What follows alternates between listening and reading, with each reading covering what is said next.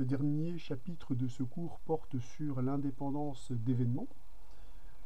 Donc la première chose, c'est de poser le problème pour voir les questions qui se posent, et on va essayer d'y répondre et voir comment y répondre. Donc pour poser le problème, je me donne un espace probabilisé fini, et je me donne deux événements associés à une expérience aléatoire. Donc nous avions déjà vu que lorsqu'on cherche à mesurer l'événement A, on cherche à calculer sa probabilité. Mais si on a une information supplémentaire sur le modèle, c'est-à-dire si on sait que l'événement B est réalisé, on sait que ça change le problème, ça change la vraisemblance de réalisation de A, ce qui nous avait poussé à étudier ce qu'on avait appelé les conditionnements et définir une nouvelle probabilité, la probabilité conditionnée par B, dont le calcul était la probabilité de l'intersection de A et B sur la probabilité de B. Donc la réalisation de B, savoir que B est réalisé, avait une influence sur le modèle. Maintenant, il reste des questions. La première question qu'on a envie de se poser, c'est est-il possible que B n'ait aucune influence sur la réalisation de A? Si vous préférez, ne donne aucune information sur la réalisation de A. Ça, c'est la première question. La deuxième question, c'est si c'est le cas, comment ça se traduit? Est-ce qu'il existe des égalités, des relations qui permettent de mettre en évidence ce phénomène? La troisième question qu'on a envie de se poser, c'est si j'inverse le problème, là je dis, mais supposons que B est réalisé, est-ce que ça donne des renseignements sur la réalisation de A?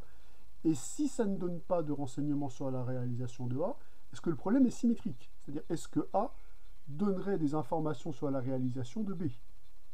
Donc, c'est l'objet général de ce chapitre, et l'objet, c'est surtout de mettre derrière ces questions des égalités, des relations qui vont nous permettre justement de faire des calculs pour pouvoir savoir si évidemment des événements vérifient cette propriété. Donc on va lâcher le mot, sont indépendants. Donc on va revenir à la définition d'une probabilité conditionnelle. Je vous rappelle que la probabilité de A conditionnée par B, alors elle est calculable dès lors que la probabilité de B est strictement positive. Bon, moi néanmoins je vais supposer, comme je vais étudier le problème réciproque, que la probabilité de A est également strictement positive. Donc je vais supposer que les deux événements sont vraisemblables. Et si on regarde la probabilité donc conditionnée par B, la probabilité de A conditionnée par B, donc on avait posé cette définition. Alors, seule la probabilité de B doit être strictement positive pour que ça ait un sens, mais je vous ai dit, comme je vais étudier le phénomène réciproque, je vais supposer que les deux probabilités sont strictement positives. Alors, on va déjà essayer de répondre à la première question. Est-il possible que B ne donne aucune information sur A? Donc, si B ne donne aucune information sur A, aucune information sur A, comment ça peut se traduire par des relations? Ça veut dire que le modèle n'est pas changé si je sais que l'événement A est réalisé. Donc cela, ça signifie que la probabilité de A, sachant que B est réalisé, est exactement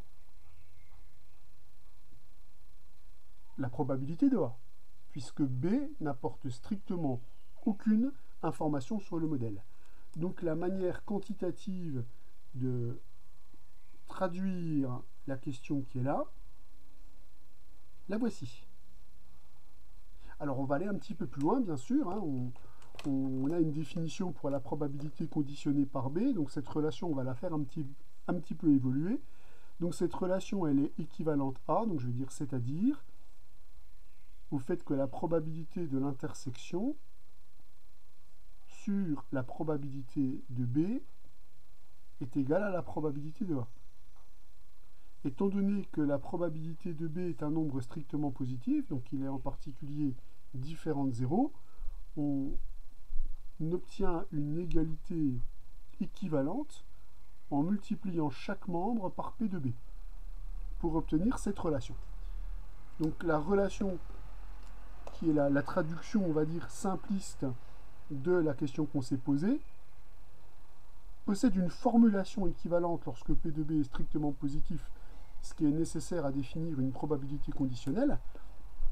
l'égalité équivalente, c'est la probabilité de l'intersection est égale au produit des probabilités des événements associés. Et moi, je préfère en tout cas très nettement cette définition-là. Elle a des intérêts particuliers. Déjà, vous voyez que cette relation-là n'est pas symétrique. Elle induit un déséquilibre entre A et B.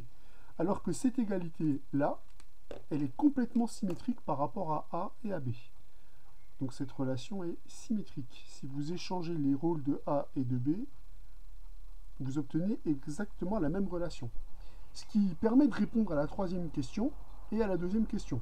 On va le traduire sous cette forme-là par une relation qui est la plus symétrique possible.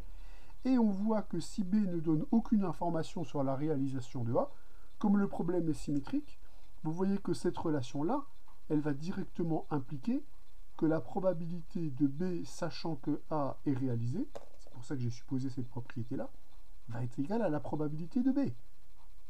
Il suffit de diviser chaque membre par P de A, qui est aussi un nombre strictement positif. Moralité, on voit que si B ne donne aucune information sur la réalisation de A, A ne donnera aussi aucune information sur la réalisation de B. Donc cette formule-là, elle a l'avantage de répondre aux trois questions à la fois. C'est une formalisation symétrique et on voit que le problème peut se voir dans les deux sens, ce qui va nous permettre de formaliser une bonne définition de ce qu'on va appeler l'indépendance des événements A et B. Donc la définition numéro 21 vient nous expliquer ce que signifie que deux événements sont indépendants. Donc là, je suis en train de définir ce qu'on appelle l'indépendance de deux événements. Deux événements sont indépendants lorsque la probabilité de l'intersection est égale au produit des probabilités des deux événements considérés. Alors, vous avez pu constater que cette égalité, cette définition, c'est déjà une définition qui a été héritée de quelque chose qui a été travaillé. Hein. Je vous rappelle que le point de départ logique, c'est est-ce que la réalisation de B a une influence sur la réalisation de A, et la définition naturelle, ça serait de voir ça en termes de conditionnement, hein, c'est-à-dire de bien avoir en tête que le fait que la probabilité de l'intersection est égale au produit des probabilités des événements associés, cela signifie que la probabilité de A sachant B est égale à P de A, et aussi que la probabilité de B sachant A est égale à P de B. Il faut bien avoir ça en tête, c'est-à-dire que l'indépendance, c'est la réalisation de l'un des deux événements n'a pas d'influence sur la réalisation de l'autre. Ça, c'est vraiment important que vous ayez ça en tête, puisque là, la définition, elle vient un peu faire disparaître le sens. Donc, n'oubliez jamais le sens. Donc, on va tout de suite l'écrire en remarque. Donc, cela signifie, et on a vu que on a la double perception que, d'une part, A n'a pas d'impact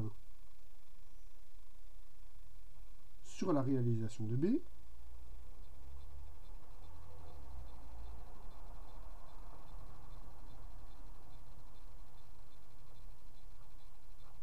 mais que aussi, de façon équivalente, B n'a pas d'impact sur la réalisation de A. C'est-à-dire qu'on a les deux propriétés, puisque la définition qui est là est équivalente lorsque P de A et P de B sont strictement positifs.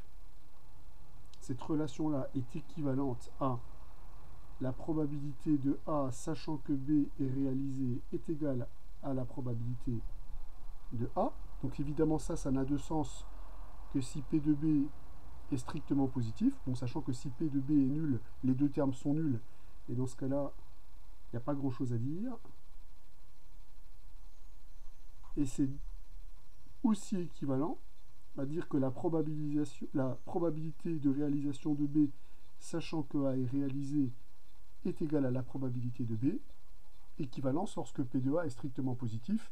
Par symétrie, les deux termes de l'égalité sont nuls lorsque P de A est égal à 0. Donc il ne faut pas que la définition altère le sens de ce qu'on est en train de faire. Deux événements sont indépendants lorsque l'un ou l'autre n'a pas d'influence sur la réalisation de l'autre, hein, évidemment. D'accord? Ça, c'est important de bien faire la différence entre la définition qui est fait pour une vérification efficace, une quantification, quantifier exactement ce que ça signifie par une relation la plus symétrique possible, et le sens.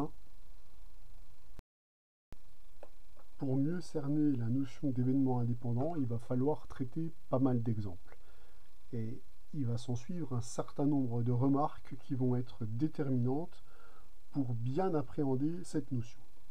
Alors, on va partir de petits exemples très simples. Le premier exemple que je vais traiter, c'est un exemple portant sur des jeux de dés, où il est question d'avoir donc un dé, alors je vais dire non truqué à 6 faces, que je vais jeter successivement 2 fois.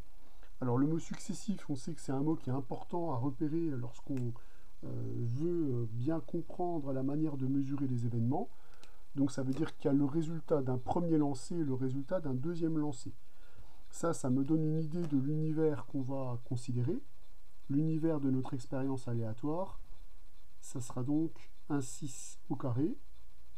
Si vous préférez que je le décrive un peu plus explicitement, c'est l'ensemble des couples IJ, où I est un élément, donc chiffre compris entre 1 et 6, et J est un chiffre compris entre 1 et 6. Donc le premier élément du couple, ça sera le résultat du premier lancer. Le deuxième élément du couple, ça sera le résultat du second lancer. Donc c'est important de bien voir quel est le protocole que nous impose l'énoncé, et de voir ici qu'on est sur une expérience aléatoire où on numérote les lancers, et donc le nombre d'issues possibles lors de cette expérience aléatoire, c'est 6 au carré, c'est donc 36. La deuxième information qui est importante, je l'ai mise entre parenthèses mais elle est néanmoins importante, c'est dire que les dés ne sont pas truqués, ce qui signifie que la probabilité qu'on va utiliser pour mesurer les événements, c'est la probabilité de l'équiprobabilité, c'est-à-dire qui rend les issues élémentaires équiprobables. Donc on travaille avec la probabilité de Laplace, la probabilité de Laplace, ce qui signifie que tous les événements élémentaires, c'est-à-dire les singletons, sont équiprobables et vont avoir comme probabilité de réalisation 1 sur 36. Les événements élémentaires sont équiprobables. Les événements élémentaires sont, avec notre modélisation, équiprobables. Donc ça, c'est très important de bien poser le modèle probabiliste qu'on utilise, équiprobable, pour notre expérience aléatoire. Et on voit que ce protocole est imposé directement par l'énoncé. Là, la lecture de l'énoncé est encore plus importante que pour certains exercices. Alors là, on va considérer des événements. Donc pour mesurer des événements, il fallait évidemment qu'on ait bien ciblé le protocole. L'événement A, c'est le premier lancé, donne un résultat pair. L'événement B, c'est le résultat du second lancé vaut 1. Et C, les deux lancés donnent des chiffres de même parité. Donc on pose les questions suivantes. A et B sont-ils indépendants? B et C sont-ils indépendants? Bon, on va répondre à cette question, et on voit que pour répondre à cette question, il va falloir calculer la probabilité de A inter B, la probabilité de A, la probabilité de B, la probabilité de B inter C, et donc également la probabilité de C. Donc ce que je vais faire, c'est que je vais déjà calculer la probabilité de réalisation des événements ABC. Alors, le premier résultat, le premier lancé donne un résultat pair, sachant que l'autre lancé va être défini de façon quelconque. Donc là, soit on décrit explicitement toutes les issues qui permettent de réaliser l'événement A, soit on est un petit peu plus rapide, et on va l'être. Donc déjà, comme c'est la probabilité de Laplace, on sait que c'est le nombre d'issues favorables sur le nombre d'issues possibles. C'est la probabilité de Laplace ici qui mesure les événements. On a tous les événements, toutes les issues qui sont a priori équiprobables. Et ce qu'on va regarder, c'est le nombre d'issues qui donne un premier résultat pair. Alors on voit que comme il n'y a pas de contrainte sur le deuxième lancé, le deuxième lancé, lui, il y aura a priori, comme je viens d'indiquer, aucune contrainte. Donc on est en train de mesurer par connaissance successive les éléments d'un produit cartésien. Donc on est sur un dénombrement multiplicatif. Pour la première composante, j'ai combien de choix possibles pour le chiffre qui va sortir sur le dé. Ben, comme le premier résultat donnera un résultat pair, j'ai donc a priori 3 possibilités pour le premier résultat. Pour le deuxième résultat, les 6 sont possibles, puisqu'il n'y a strictement aucune contrainte sur le résultat du second dé. Le tout va être divisé par 36, le nombre d'issues possibles, et donc le résultat est à peu près clair et après intuitif. La probabilité que le premier résultat soit pair, enfin que le premier lancé soit pair, c'est donc 1,5. Pour la probabilité de B, on vous dit que le second résultat vaut 1. Donc c'est-à-dire que si je détaille les couples qui vont intervenir dans l'événement B, les couples de B, ce sont les couples de la forme 1i, où i appartient à l'ensemble d'entiers, 1, 6. Donc il y a combien d'issues possibles pour la réalisation de B? Eh bien, on va trouver exactement 6 issues possibles, enfin 6 issues favorables, il faut quand même que je fasse attention à ce que je dis. Sur 36 issues possibles, on retrouve donc que ce résultat vaut 1 sur 6. Bon, ce qui est évidemment pas surprenant, si je prends le dénombrement comme tout à l'heure, eh bien le premier choix est imposé, j'ai une seule manière de choisir un parmi les 6 parmi les 6 nombres possibles qui peuvent sortir, et pour le deuxième, il y a a priori 6 possibilités, donc on va récupérer bien le 1 fois 6 si on fait le dénombrement exactement comme on l'a fait au-dessus. Alors pour C, les deux lancers donnent des numéros ayant la même parité. Donc on va chercher le nombre d'issues favorables pour C. Et là, ce que je vous conseille de faire, c'est de casser le phénomène en deux. C, on va le voir comme la réunion de deux événements incompatibles. C'est-à-dire, C, je peux le voir comme l'événement que je vais baptiser S pour dire same parity, les deux faces ont... non, je ne vais même pas dire ça.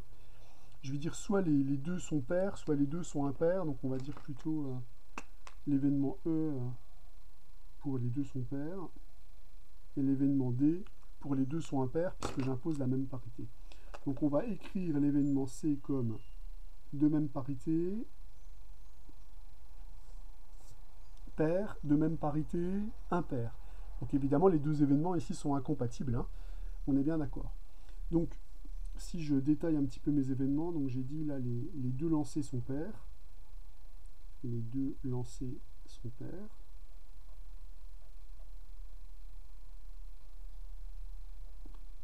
et pour O, c'est les deux lancers sont impairs. Donc là on utilise un principe additif pour mesurer l'événement. Effectivement, soit on est dans cette situation, soit on est dans cette situation. Donc la probabilité de l'événement C, ça va être la probabilité de réalisation de E plus la probabilité de réalisation de O. Pour la probabilité de réalisation de E, quels sont les couples qui vont avoir deux composantes paires? Ben, pour avoir deux composantes paires, j'ai 3 choix pour le premier lancé et 3 choix pour le deuxième lancé. Sur le nombre de réalisations possibles, 36, plus pour le nombre de réalisations impaires, ben c'est exactement le même phénomène, puisqu'on a 3 chiffres impairs qui peuvent sortir. Donc au final, on va récupérer ici 9 sur 36 plus 9 sur 36, c'est 18 sur 36, c'est-à-dire 1,5. En fait, on s'aperçoit que l'événement A et l'événement C sont des événements qui sont a priori équiprobables. Alors maintenant qu'on a calculé ces probabilités, on va regarder la probabilité de A inter B et la probabilité de B inter C pour observer si ces événements sont indépendants ou pas. en considérant l'événement A inter B. Cet événement-là, c'est quoi? Donc le premier lancé donne un résultat pair, et le second lancé donne forcément 1. Alors là, on peut énumérer assez facilement les couples qui sont solutions, puisque comme le premier lancé doit donner un résultat pair, soit celui-ci vaut 2, soit celui-ci vaut 4, soit celui-ci vaut 6. Ce qui veut donc dire qu'on a juste 3 issues favorables dans notre expérience aléatoire. Donc la probabilité que A soit réalisé est donc égale à 3 sur 36 a priori, c'est-à-dire 1 sur 12. Alors est-ce que les événements A et B sont indépendants? Ben, si on calcule la probabilité de A fois la probabilité de B, on va récupérer 1 demi fois 1 sur 6, qui est égal à 1 sur 12, qui est égal à la probabilité de A et de B. Donc les deux événements sont bel et bien indépendants. Alors pour les événements B et C, la réalisation de B et la réalisation de C, ces événements sont-ils indépendants? Donc B, on sait que le résultat du premier lancé, c'est 1, et on vous dit ensuite que les deux résultats sont de même parité. Donc le nombre de résultats possibles, ça va donner quoi? Donc j'ai dit, le résultat du second lancé, c'est 1, donc on va récupérer ici, puisque j'ai la même parité cette fois-ci, le résultat 1, 1, le résultat 3, 1, le résultat 5, 1. Donc on va récupérer que la probabilité de B inter C est égale à 3 sur 36 de la même façon, c'est-à-dire 1/12 de la même façon. Et on peut donc dire que la probabilité de B fois la probabilité de C est égale à, donc on récupère pour B et pour C 1/6 fois 1/2, qui fait encore une fois 1/12, qui est bien égal à la probabilité de B inter C. Donc qu'est-ce qu'on en déduit? On en déduit que A et B sont indépendants,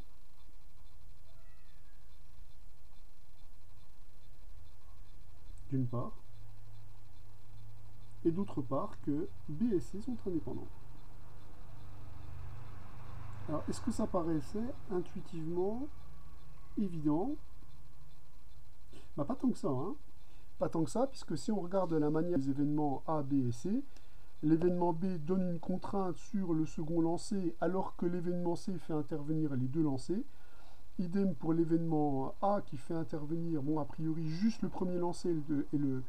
Alors pour l'événement A, comme il ne fait intervenir une contrainte que sur le premier et l'événement B sur le second lancé, comme les lancers se font de façon complètement indépendante, on pouvait assez facilement quand même envisager que les événements A et B étaient indépendants. Ça paraît complètement naturel. Par contre, vous notez quand même qu'entre B et C, les choses sont nettement moins naturelles, puisque B ne fait intervenir que le second lancé, alors que la contrainte sur C fait intervenir le résultat sur les deux lancés. Donc là, par contre, l'indépendance de B et C, elle est nettement moins intuitive, nettement moins naturelle. C'est d'ailleurs ce qu'on va dire, en fait. C'est que l'indépendance est une notion qui est difficilement imaginable. C'est-à-dire qu'il faut faire le calcul. On peut penser que des événements sont dépendants les uns des autres. Franchement, B et C, il y avait match. Alors que là, le calcul montre qu'il n'y a aucune incidence sur la réalisation de C quand on sait que B est réalisé et réciproquement. Donc attention à la notion d'indépendance. C'est une notion qui n'est a priori pas du tout intuitive. L'exercice qu'on vient donc de traiter appelle pour moi deux remarques, ou plutôt une remarque et une question. Donc déjà, l'indépendance d'événements est une notion qui est pas toujours intuitive. Parfois on verra, mais ça sera un thème qu'on va beaucoup aborder lorsqu'on traitera des variables aléatoires. Parfois on va voir que c'est une obligation sur le modèle, c'est-à-dire c'est quelque chose qu'on va imposer sur le modèle qu'on cherche à mesurer, mais c'est une notion qui pour moi est tout sauf intuitive. On peut avoir un sentiment d'indépendance, on peut se dire tiens, je pense que ces deux événements sont indépendants, mais le calcul est absolument nécessaire pour valider si oui ou non des événements sont indépendants.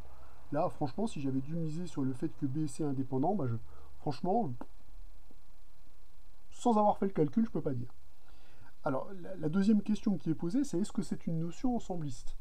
C'est-à-dire, est-ce que ça dépend des ensembles A, B et C, puisque les événements, on sait que ce sont des sous-ensembles de l'espace d'état. Est-ce qu'on peut ramener l'indépendance à une notion ensembliste? Alors ça serait plutôt pas mal, parce que si c'était juste une notion ensembliste, là, on pourrait peut-être cultiver une intuition différente.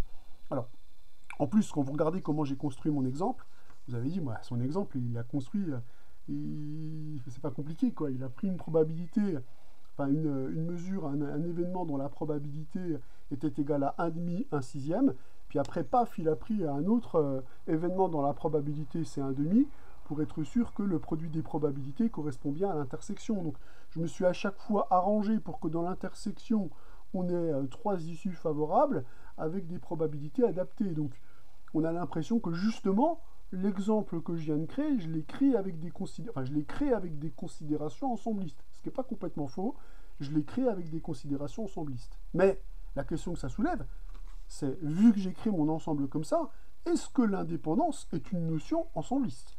Donc ça, c'est vraiment quelque chose qu'il faut regarder de près, puisque si c'est le cas, on aura une intuition particulière par rapport à ce que signifie l'indépendance. Alors je vous dis tout de suite que le résultat va être non, non, non.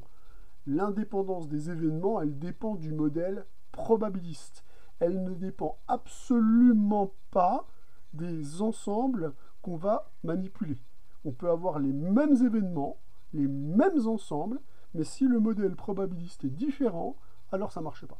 Et pour ça, pour vous persuader, on va regarder un exemple particulier. Alors pour bien voir que la notion d'indépendance est une notion qui est a priori fort peu intuitive et qui n'est a priori pas du tout une notion ensembliste, on va étudier un phénomène dû au hasard. On va faire une expérience aléatoire. Donc on va jouer avec un jeu de 32 cartes. Hein. Donc un jeu de 32 cartes, il est formé de, a priori, 4 couleurs, carreau, cœur, pique, trèfle, et 8 figures. Donc le premier protocole, hein, c'est moi qui bats les cartes. Donc comme je suis complètement nul et j'ai deux mains gauches, la façon dont je vais battre les cartes garantit que la carte de dessus, une fois les cartes battues, est une carte qui est vraiment prise totalement au hasard. Donc je retourne la carte du dessus. Et le second protocole, c'est Caroline Lass, croupière professionnelle, pas trop quand même, qui bat les cartes et elle retourne la carte du dessus. Alors, on se doute bien que quand c'est moi qui le fais et quand c'est Caroline Lass qui le fait, c'est pas du tout la même chose. C'est-à-dire, elle, Caroline Lass, elle, ce qu'elle sait faire, plutôt pas mal, c'est faire sortir l'as de carreau. Ça, c'est son truc. Les autres cartes, elle sait pas trop. Alors, l'as de carreau, elle le sort avec une probabilité de 1,5. Un truc de fou. Donc, moi, ce que j'aimerais visualiser comme événement, c'est les deux événements suivants. Donc, je vais considérer l'événement A. C'est la carte sortie. La carte sortie est un as.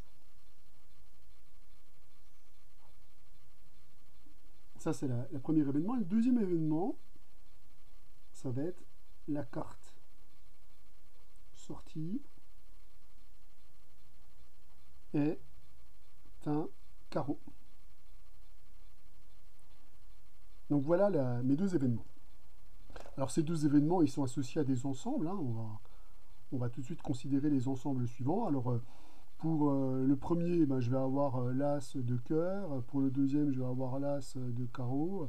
Pour le troisième, je vais avoir l'as de trèfle. Je n'ai pas dessiné un trèfle. Et l'as de pique, je sais encore moins dessiner un pique. Donc voilà ensemblistement à quoi correspond l'événement A. Et ensemblistement l'événement P, il va y avoir le 7 de carreau, le 8 de carreau, etc. jusqu'au roi de carreau. Et enfin, on va récupérer l'as de carreau. Donc c'est un ensemble qui est constitué de 8 figures. Et là, on a, pour la même figure, on a les 4 couleurs possibles. Donc ces deux ensembles-là, ensemblistement, que vous réalisiez l'expérience avec moi ou avec Caroline Lass, c'est ensemblistement, les ensembles qu'on va mesurer, ça va être exactement les mêmes. Et moi, ma question, c'est est-ce que j'ai indépendance avec le premier protocole, avec le deuxième protocole, avec les deux? Tiens, quel lien il peut y avoir? Donc on va déjà étudier le premier protocole. Donc le premier protocole, c'est moi qui bats les cartes. Je suis une quiche, donc ça garantit d'avoir l'équiprobabilité. Donc s'il y a équiprobabilité, la probabilité pour mesurer les événements, c'est la probabilité de la place. Donc je vais regarder combien déjà il y a d'événements d'issues possibles à mon expérience aléatoire. Vu que j'ai un jeu de 32 cartes, j'ai 32 issues possibles dans mon expérience aléatoire. Donc comme c'est moi qui bats les cartes et que je garantis que la carte du dessus, après les avoir battues, va bien être une carte qui va sortir au hasard, la probabilité qu'on va utiliser pour mesurer les événements, c'est la probabilité uniforme. Donc on utilise ce que j'ai appelé la probabilité de la place, la probabilité uniforme. Alors je vous rappelle que la probabilité uniforme, elle mesure les événements de la manière suivante. La probabilité qu'un événement U soit réalisé, c'est le nombre d'issues qui réalisent U, donc ce qu'on appelle le nombre d'issues favorables, sur le nombre d'issues possibles, le cardinal de l'univers.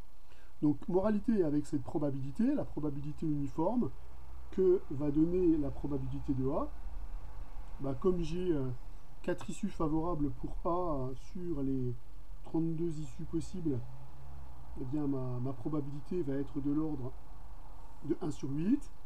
La probabilité de l'événement B, c'est la sortie d'un carreau. Donc la sortie d'un carreau, j'ai 8 figures possibles, donc on va récupérer 8 sur 32, on va donc récupérer un quart.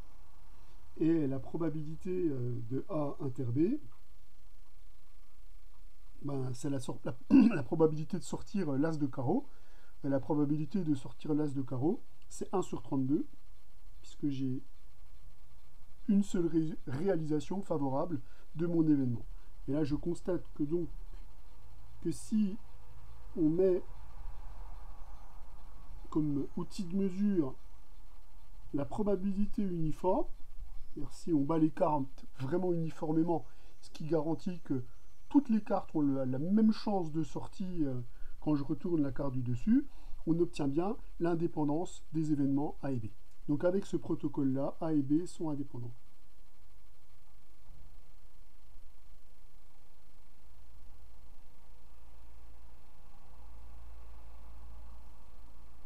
Voilà le premier protocole.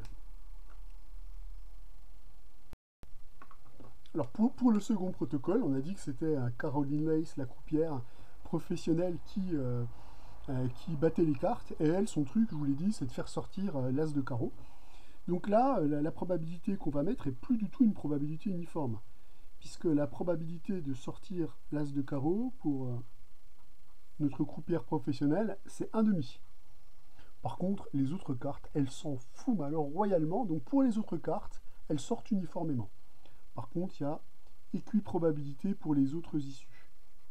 Équiprobabilité des autres issues.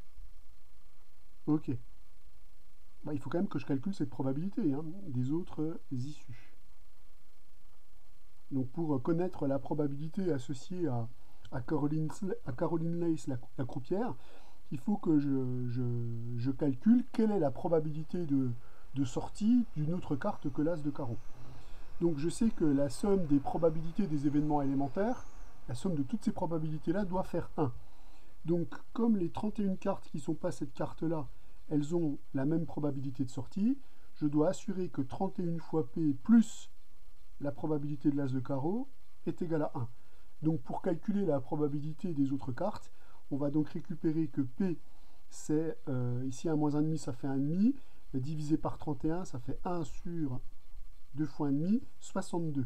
Donc finalement, la probabilité que je vais appeler P1, la probabilité P1 de Caroline, c'est la probabilité de n'importe quelle carte.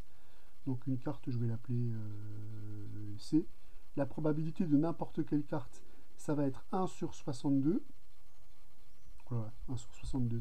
J'écris 16.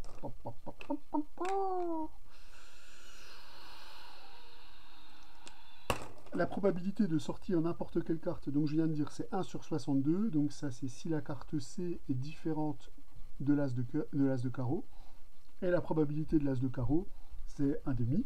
Donc là, on définit bien une probabilité par ce biais. On est couvert par un théorème du cours qui dit que si les probabilités des événements élémentaires sont positives et que la somme des probabilités des événements élémentaires fait 1, je définis une probabilité sur mon espace d'état, c'est-à-dire sur l'ensemble des cartes du jeu. Donc là, on définit une probabilité.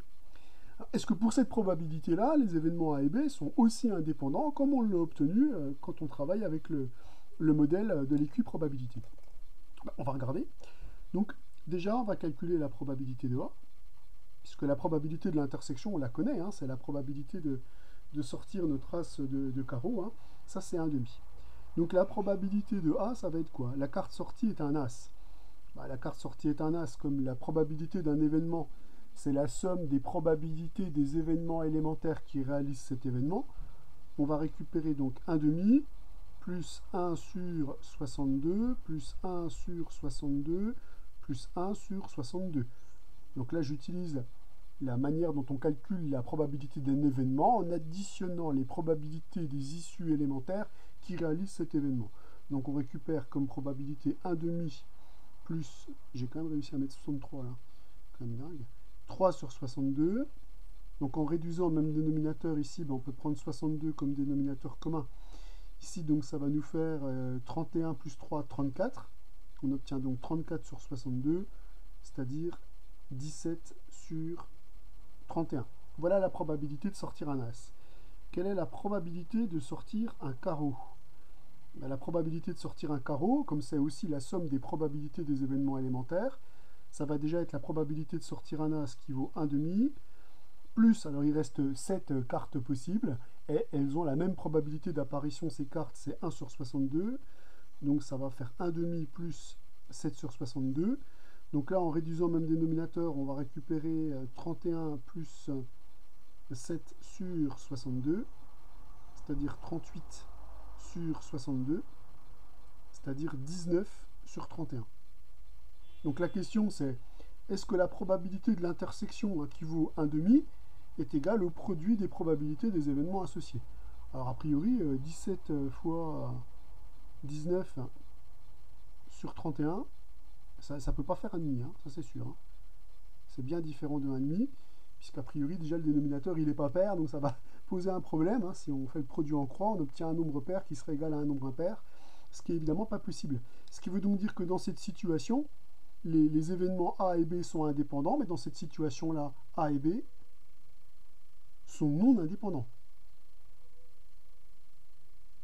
Donc on voit bien que la notion d'indépendance est une notion qui n'est absolument pas ensembliste.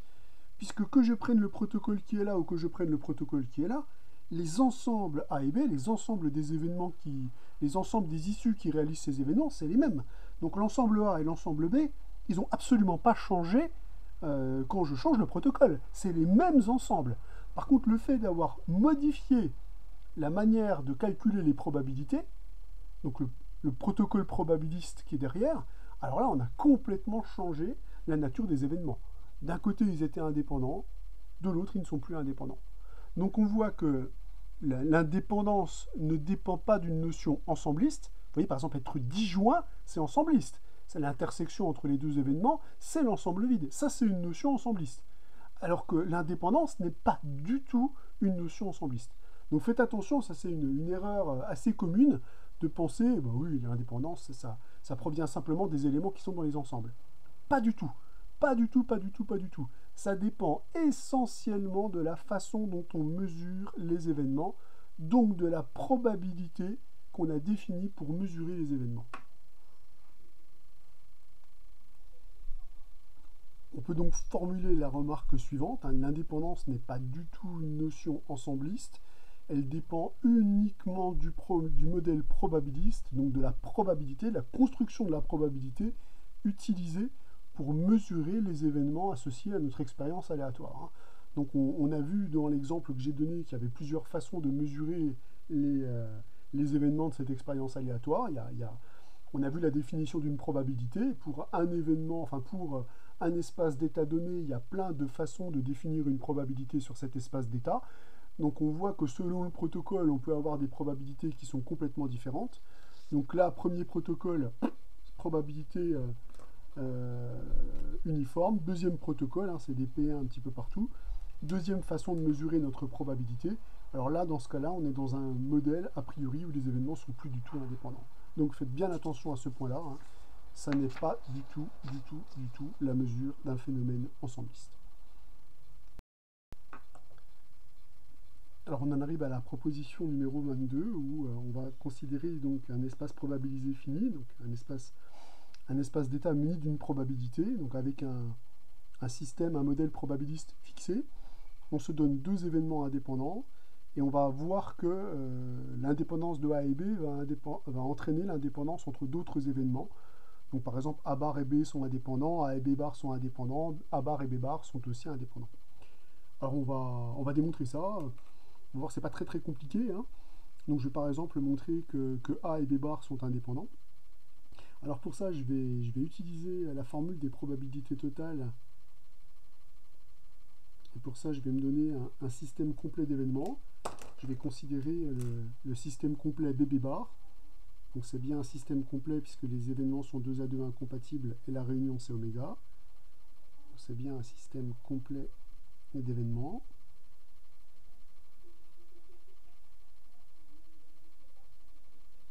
Et du coup, la probabilité que A soit réalisé, ben, je vais le voir avec l'intersection.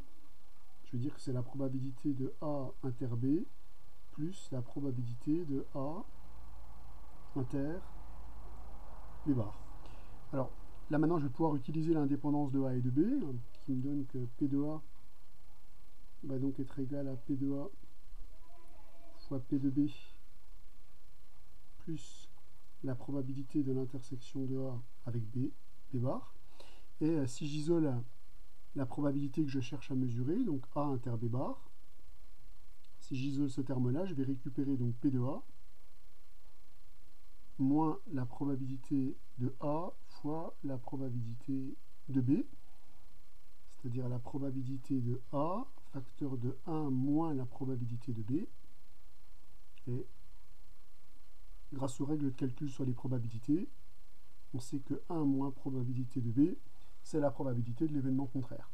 Donc on arrive à démontrer comme ça que la probabilité de l'intersection de ces deux événements, c'est bien le produit des probabilités des événements associés. Alors on pourrait faire exactement la même chose pour démontrer par exemple la dernière. Il suffirait de partir de A bar au lieu de partir de A. Et pour celle-ci, il suffirait de prendre B et de travailler avec le système complet d'événements à A bar. Donc on voit que c'est toujours la formule des probabilités totales qu'on va utiliser. On va juste faire des différences entre les systèmes complets d'événements pour faire apparaître telle ou telle propriété. Donc l'indépendance de A et de B entraîne l'indépendance d'événements qui se construisent à l'aide de A et à l'aide de B par le biais de la proposition numéro 22. On va maintenant donner une définition difficile, ce qu'on appelle l'indépendance mutuelle, à ne pas confondre avec l'indépendance 2 à 2. Alors je m'explique. Je me donne un espace probabilisé fini et je dis que ces événements sont mutuellement indépendants. Alors méfiance, parce que dans les sujets, le mot mutuel n'est pas toujours indiqué. On dira les événements sont indépendants. Donc, quand on dit les événements sont indépendants, c'est cette définition-là. C'est l'indépendance mutuelle qu'on sous-entend. Lorsque, si je me donne un ensemble d'indices, peu importe ces indices, ça peut être la totalité, ça peut être 2, ça peut être 3, ça peut être 4, un ensemble d'indices compris entre 1 et n, la probabilité que les événements AI soient simultanément réalisés lorsque les indices varient dans l'ensemble que j'ai pris, c'est le produit des probabilités des événements associés. Donc, c'est l'extension de l'indépendance. Au lieu de travailler avec 2 événements, on travaille avec M événements.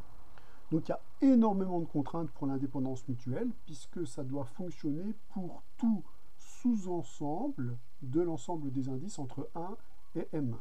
Donc si on veut dénombrer le nombre de conditions, c'est pas très difficile.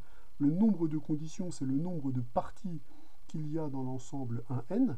Donc il y aurait 2 puissance m conditions pour avoir la mutuelle indépendance. Alors ça, il ne faut pas le confondre avec ce qu'on va appeler l'indépendance 2 à 2. Donc l'indépendance 2 à 2, c'est quoi? J'ai écrit la définition, les deux définitions dans la même définition pour qu'on voit bien la différence. L'indépendance 2 à 2 pour les événements A1 à M, c'est juste quand je prends deux indices, donc là il n'y a pas deux indices, hein, il y en a autant qu'on en veut entre 0 et m. Là, si je prends deux indices qui sont distincts, les deux événements qui sont associés à ces deux indices sont indépendants. Alors évidemment distincts. Hein. Donc la probabilité de l'intersection de AI et de AJ, c'est P de AI fois P de AJ. Donc il faut bien faire la différence entre l'indépendance mutuelle et l'indépendance 2 à 2. Ça n'est pas la même propriété. Et on voit que l'indépendance mutuelle entraîne évidemment l'indépendance 2 à 2, puisque quand je sais que des événements sont mutuellement indépendants, pour pouvoir montrer qu'ils sont 2 à 2 indépendants, il suffit que je prenne l'ensemble I est égal à IJ pour avoir la propriété qui est ici. Donc évidemment, la propriété qu'elle a, elle est beaucoup plus contraignante que la propriété qui est là, puisque ça, c'est la propriété des sous-ensembles à deux éléments. Alors que là, ça doit fonctionner pour n'importe quel sous-ensemble de l'ensemble des indices. Beaucoup plus de contraintes. 2 puissance m contraintes, hein, c'est énorme. Donc ce que je viens de dire donne naissance à la proposition numéro 24, qui stipule que la mutuelle indépendance entraîne l'indépendance 2 à 2. Donc la démonstration, d'ailleurs, ne pose pas de difficulté, et je viens de la faire oralement. Donc je vais supposer que mes événements sont mutuellement indépendants et je veux démontrer qu'ils sont 2 à 2 indépendants. Bien, je vais simplement me fixer comme ensemble d'indices l'indice IJ, donc qui est bien inclus dans l'ensemble des indices 1M. Si I est un élément de 1M, donc je fixe un indice, et J est un indice de 1M. Alors, pour considérer l'ensemble J, hein, on va prendre I différent de J. Donc, comme je sais qu'ils sont mutuellement indépendants, je peux donc dire que la probabilité de l'intersection pour K appartient à I des AK est égale au produit pour K appartient à I des probabilités de AK. Donc ça, la mutuelle indépendance, elle me donne ça pour n'importe quel sous-ensemble I des indices 1N. Et si je regarde dans ce cas particulier, ici l'intersection donne quoi?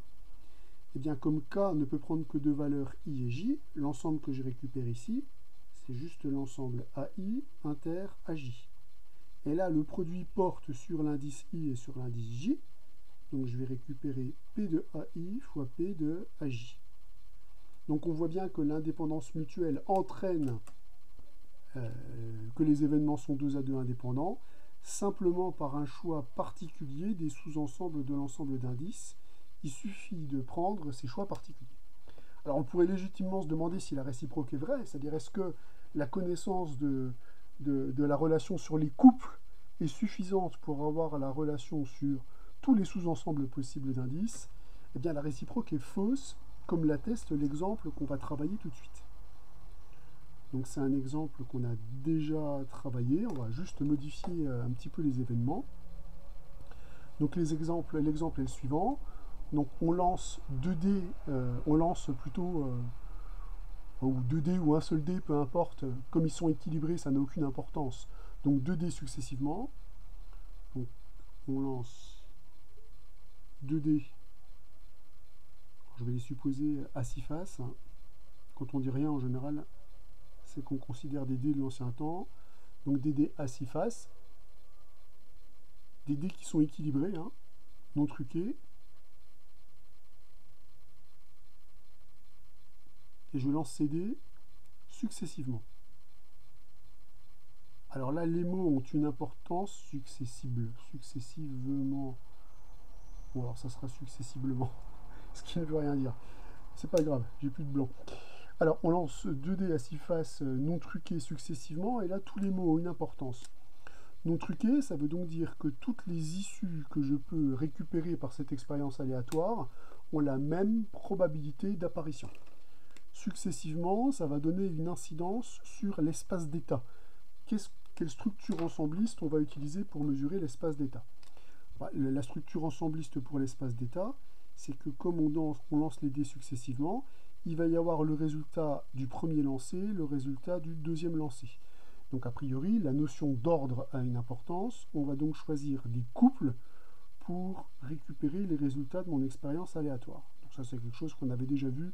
C'est l'un des premiers exemples qu'on a donné dans le cours. Voilà. Alors, c'est-à-dire que, en fait, oméga, c'est le produit cartésien 1, 6 au carré.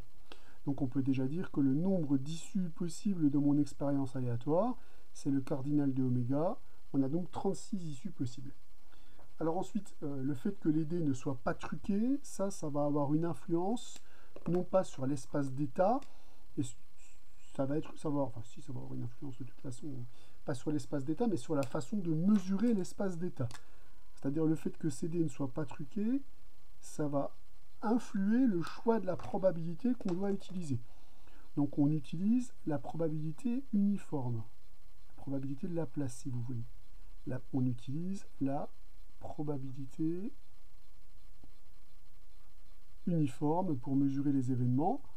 C'est celle qui semble être adaptée, puisqu'a priori, comme les dés ne sont pas truqués, tous les couples ont la même chance d'apparition a priori. Donc c'est-à-dire que la probabilité de n'importe quel couple AB va être égale à 1 sur 36 et la probabilité de la mesure d'un événement A, comme c'est la somme des probabilités des événements élémentaires, on sait que dans ce cas-là, ça sera le nombre d'issues favorables à l'événement A sur le nombre d'issues possibles. Donc là, on a bien le modèle probabiliste qui est posé, comment on récupère les événements et comment on les mesure. Alors à partir de là, on définit trois événements. L'événement A, c'est le numéro du premier lancé est pair. Donc l'événement A, que je vais simplement indiquer en disant que A est pair. A est congru à... Oh, j'ai pas mis le modulo. Oh. Bon, puis j'ai menti. J'ai encore du blanc. Parjure. Bon, bref. Je suis sûr que vous me pardonnerez. Donc, le numéro du premier lancé est pair. L'événement B, c'est le numéro du second lancé est pair. Donc, je vais utiliser ce formalisme-là pour pouvoir noter les événements de façon agréable. On verra bientôt, les variables aléatoires vont permettre de faire ça merveilleusement. Et l'événement C, c'est la somme des deux numéros obtenus et pairs. Donc c'est A plus B est congru à 0 modulo 2. Donc on va considérer ces événements-là. Alors, ce qu'on va démontrer, c'est que les événements sont 2 à 2 indépendants, mais qu'il n'y a pas d'indépendance mutuelle. Alors, le fait qu'il n'y a pas d'indépendance mutuelle va être assez clair, puisque si je considère l'événement A inter B inter C, ça veut dire qu'il faut les trois réalisations possibles. Alors là, c'est le numéro du second lancé est impair, pas pair, impair, sinon ça ne marche pas. Impair, pardon. Donc on voit tout de suite que pour avoir une issue commune entre A, B et C, il va y avoir un problème. Puisque si j'additionne A et B, je vais récupérer un entier pair, puisqu'on sait que les congruences, on peut les additionner. Bah, si vous préférez, si on additionne deux nombres de parité différentes, on obtient forcément un nombre impair. Donc, moralité, l'intersection entre ces trois événements, c'est l'événement impossible. Ce qui permet déjà de dire que la probabilité de A inter B inter C est égale à 0. Donc la seule façon pour ces événements d'être indépendants, c'est que soit A, soit B, soit C, soit de probabilité nulle. Ça, c'est fort peu probable, puisque la probabilité de A, donc on vous dit le premier numéro est pair. Eh bien, il faut choisir un numéro pair pour la première composante. J'ai trois façons de le choisir. Pour les autres, bah, j'ai aucune contrainte, donc les 6 possibilités vont convenir. Le tout divisé par 36, on va donc récupérer que A, c'est 1,5. La probabilité de l'événement B, bah, elle va être identique, c'est la même mesure. On va récupérer 6 fois 3 sur 36, on récupère également 1,5. Enfin, la somme des deux numéros est paire. Alors pour mesurer que la somme des deux numéros est paire, soit vous dénombrez tous les choix possibles, soit vous divisez votre ensemble en deux catégories, en deux sous-ensembles disjoints. Donc comme la somme des deux numéros est paire, ça veut donc dire que soit les deux numéros sont impairs, soit les deux numéros sont pairs. Donc si je dis les deux numéros sont pairs, je l'appelle E.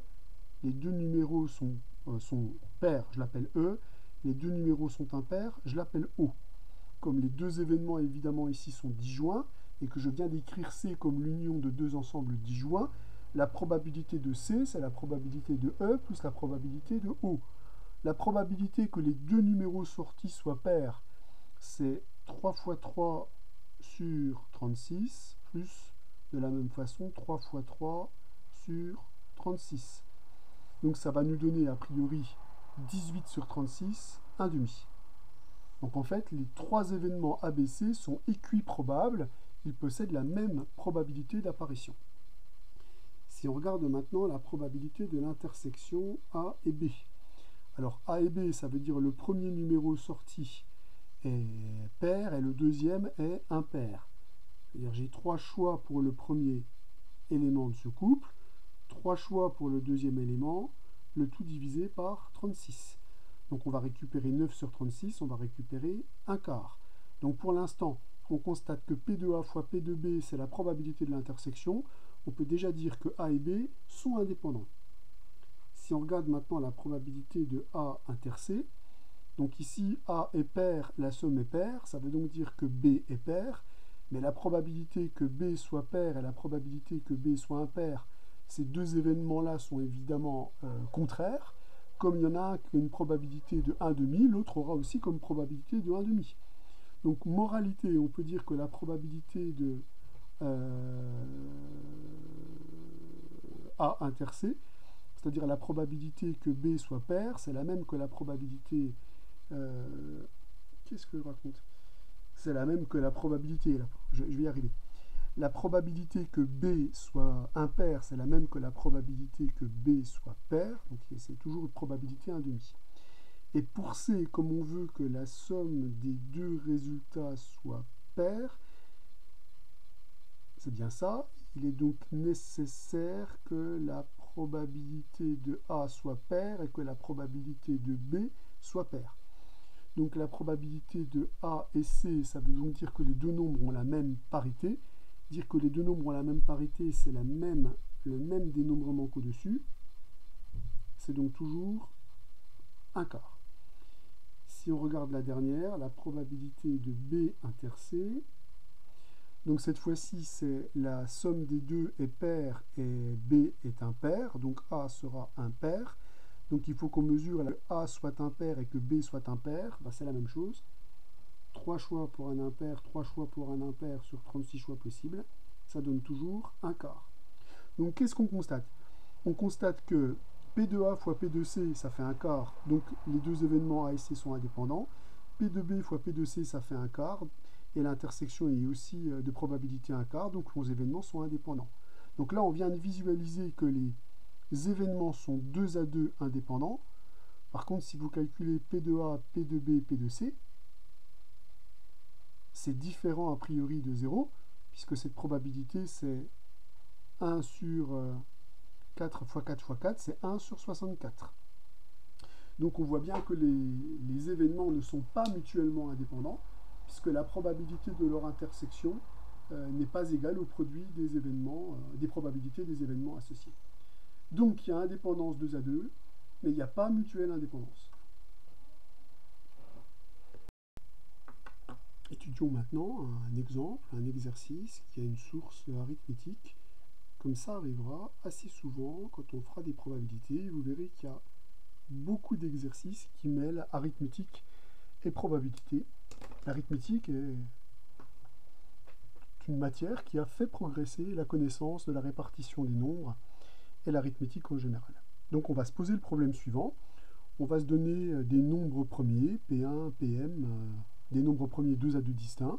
Par exemple, si vous voulez, les M premiers nombres premiers, 2, 3, etc. Et on va noter grand M, le produit de tous ces nombres premiers. Et je vais considérer, avec ces définitions-là, l'ensemble de tous les entiers compris entre 1 et M. Donc les grands N, premiers entiers naturels.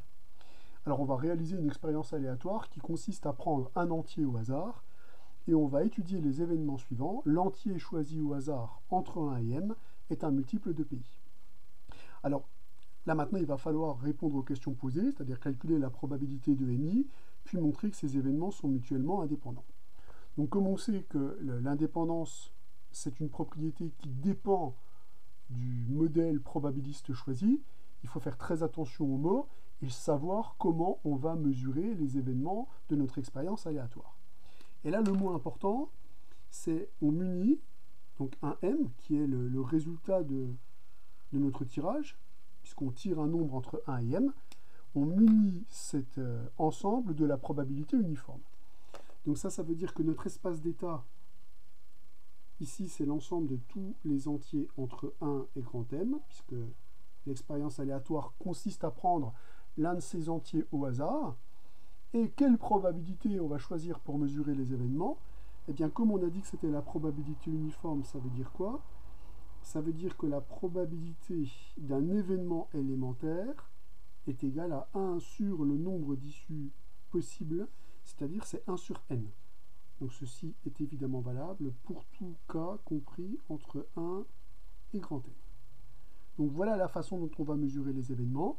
Donc on comprend bien le mot de probabilité uniforme, ou si vous préférez probabilité de Laplace, ce qui signifie en d'autres termes que la probabilité de A, c'est le nombre d'éléments de A sur le nombre d'éléments de l'univers, où A est un événement, c'est-à-dire une partie de l'ensemble des entiers entre 1 et n. Donc là, ce qu'on vient de faire, c'est un point excessivement important, c'est qu'on a bien dégagé quel était le modèle probabiliste qu'on choisissait pour mesurer la probabilité des événements. Alors, une première question nous demande de calculer la probabilité de l'événement MI, et MI, c'est être multiple de PI. Évidemment, pour un entier I qui est compris entre 1 et M. Bon, alors c'est parti, on va déterminer la nature de cet événement. Alors la façon de mesurer les probabilités des événements induit qu'il va falloir calculer combien il y a de multiples de PI qui sont compris entre 1 et grand N. Alors bah déjà le premier multiple de PI, ça va être PI, puis 2PI, plus 3PI, 4PI, bon, etc. Jusqu'à... Alors, jusqu'à quoi? Bah, il se trouve que lui est un multiple de PI. Donc l'entier qu'on va trouver devant, le dernier entier, ça va être le produit de tous les entiers entre 1 et M, sauf celui qui a la position numéro I, multiplié par PI. Voilà comment on va s'écrire l'ensemble MI. Et donc il va y avoir combien d'éléments dans MI? Bah, le nombre d'éléments dans MI, c'est donc le produit P1 jusqu'à PI-1, PI plus 1, etc. jusqu'à PM. C'est donc, puisque le nombre, on va le récupérer ici, puisque là on a 1, 2, 3, on voit qu'on a directement l'élément qui va nous permettre de compter combien il y a d'éléments dans cet ensemble. Donc en fait, on s'aperçoit que ce nombre-là, c'est grand N sur PI. Moralité, quelle va être la probabilité de l'événement MI? La probabilité de cet événement, donc c'est le nombre d'issues favorables, c'est grand N sur PI sur le nombre d'issues possibles. Donc c'est grand N sur PI divisé par PI. C'est donc 1 sur PI. Donc la probabilité d'être un multiple du nombre premier PI est inversement proportionnelle à ce nombre premier. Ce qui paraît assez cohérent, hein, des multiples de 2, il y en a 1 sur 2, des multiples de 3, il y en a 1 sur 3. Bref, là, il n'y a rien de phénoménalement complètement dingo, hein, vu qu'on a mis une probabilité uniforme. Donc là, le résultat, il est totalement rassurant avec la répartition des nombres. Alors maintenant, on nous demande de démontrer que les événements qui sont ici sont mutuellement indépendants. Alors là, ça ne va pas être la même limonade. Donc pour l'indépendance mutuelle, on va se donner I, un sous-ensemble de l'intervalle d'entier 1M. Alors ce sous-ensemble I, je vais le noter, donc je vais supposer qu'il a K éléments, par exemple. Donc je vais noter ces éléments I1, etc., IK. Je vais supposer qu'ils sont ordonnés, ça ne mange pas de pain, c'est toujours intéressant. Je vais supposer qu'ils sont ordonnés dans le sens croissant. Et évidemment, ils sont tous compris pour des indices entre 1 et k. Alors l'objectif, ça va être de calculer la probabilité de l'intersection de tous ces événements. Donc cette intersection, on peut l'écrire intersection pour i appartenant à grand I des MI, comme ça, on peut l'écrire comme ça.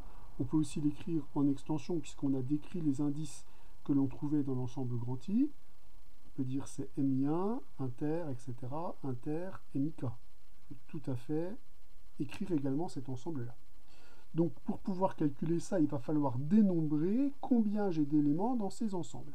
Pour ça, je vais me donner un entier, je ne sais pas comment je vais l'appeler, je vais me donner un entier Q, qui appartient à MI1, inter, etc., inter, MIK. Qu'est-ce que ça veut dire, ça? Par définition de l'intersection, ça veut donc dire que quel que soit l'indice, qu'est-ce qui est sympa comme numéro d'indice ici, compte tenu du contexte, B, quel que soit l'indice B entre 1 et K, je vais donc dire l'élément Q doit appartenir à MIB. Ça signifie quoi concrètement? Ça signifie que quel que soit B compris entre 1 et K, dire que Q appartient à MIB, ça veut dire que Q est un multiple de PIB. Ça veut, a choisi au hasard. PUB divise l'élément Q. Mais attention, les nombres qui sont ici sont des nombres premiers, qui sont 2 à 2 distincts. Donc dire ceci, c'est dire que chacun de ces nombres premiers intervient dans la décomposition de Q en produit de nombres premiers. Donc ça, par théorème fondamental de l'arithmétique, ça me permet de dire que PI1, etc. jusqu'à PIK divise Q.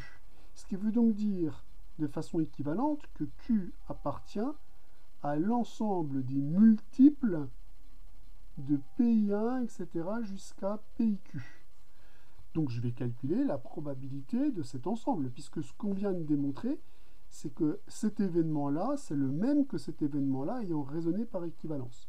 Donc on va mesurer la probabilité de PI1 fois PIK. On va calculer cette probabilité. Pareil, il suffit de déterminer quels sont les multiples. Et les multiples, ils vont se calculer de la même façon. Il y a lui, ensuite il y a 2 fois lui, 3 fois lui, 4 fois lui. Et comme lui est un multiple de ce terme-là, qu'est-ce que je vais récupérer donc comme nombre d'éléments? Le nombre d'éléments que je vais récupérer, c'est donc grand N divisé par le terme qui est là, puisque c'est le produit de tous les autres. Si c'est le produit de tous les autres, je peux bien l'écrire comme ça. Moralité, la probabilité qui est là, c'est donc le cardinal, ça je viens de le calculer, le cardinal de cet ensemble qui vaut ça, divisé par le nombre d'éléments, donc divisé par grand N. Moralité, la probabilité qu'on a à calculer, c'est 1 sur le produit, PI1, etc., PIK. Or, 1 sur PI1, c'est la probabilité de l'événement M1, 1 sur PI2, c'est la probabilité de l'événement 1,2. Donc on vient bien de démontrer que la probabilité de l'intersection, c'est cette probabilité-là, c'est l'inverse de ce produit-là. On vient donc, grâce au résultat qu'on a obtenu ici, montrer que c'était bien le produit pour B varie entre 1 et K des produits des MIB. On vient donc bien de démontrer que la probabilité de l'intersection de ces événements, c'est le produit des probabilités des événements concernés. On vient donc bien de démontrer que les événements qui sont ici sont donc bien tous mutuellement indépendants. C'est gagné. Bon, alors on voit que la dépendance mutuelle, c'est une propriété qui est assez difficile à démontrer. Alors pour l'instant, ça sera plutôt une hypothèse qu'on aura dans les exercices ou un choix du concepteur de l'expérience aléatoire pour indiquer la manière dont il va mesurer les événements. Vous voyez, typiquement, quand je prends un dé, je le lance, je récupère le dé et que je le relance, on sent bien que les deux lancés sont complètement indépendants, et ça me permettra de supposer dans la mesure de mes événements que les événements qui résultent des lancers successifs sont indépendants. Donc ça, pour l'instant, on va apprendre à utiliser l'indépendance mutuelle. On essaiera dans des cas très rares de démontrer l'indépendance mutuelle. Ça, c'est un des seuls cas, franchement, dans ma vie où j'ai été en mesure et en nécessité de démontrer l'indépendance mutuelle, on verra que ça sera plutôt un choix de celui qui définit la façon dont on va mesurer les probabilités des événements dans une expérience aléatoire, et donc ça sera plutôt quelque chose qu'on aura à utiliser dans les énoncés. Je reprendrai évidemment tout ce langage dans le chapitre suivant, chapitre ô combien important de l'étude des variables aléatoires.